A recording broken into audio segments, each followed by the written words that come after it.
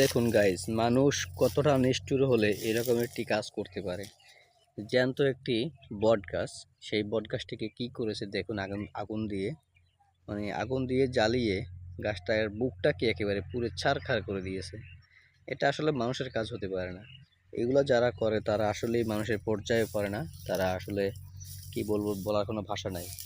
এত সুন্দর একটি গাছ, এই গাছটিকে কি করেছে দেখুন। জায়গাটাতে আগুন ধরিয়ে এই জায়গাটার গাছটাকে একেবারে মুড়ে সব পুড়িয়ে দিয়েছে।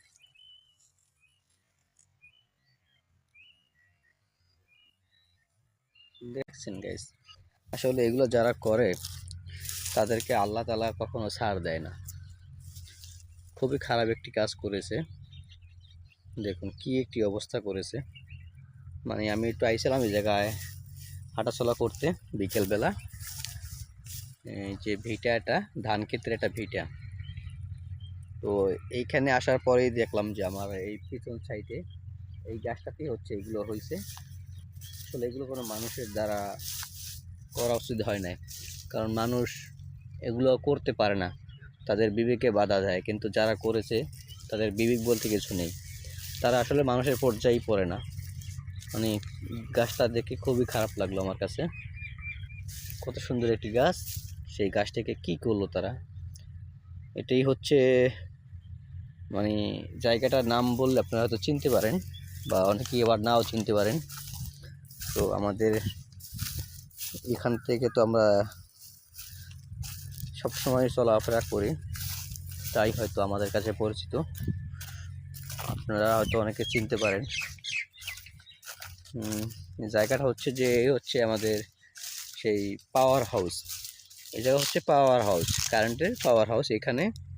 তো এই পাওয়ার হাউসের মানে এই পাশেই হচ্ছে এটা হয়েছে। খুবই সুন্দর একটি পরিবেশটা অনেক সুন্দর, ভালোই লাগে আমার কাছে।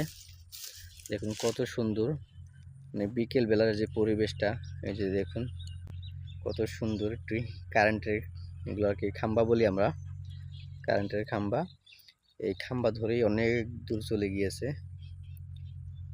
দেখুন কত সুন্দর একটি পরিবেশের মধ্যেই হচ্ছে এমনটা হচ্ছে।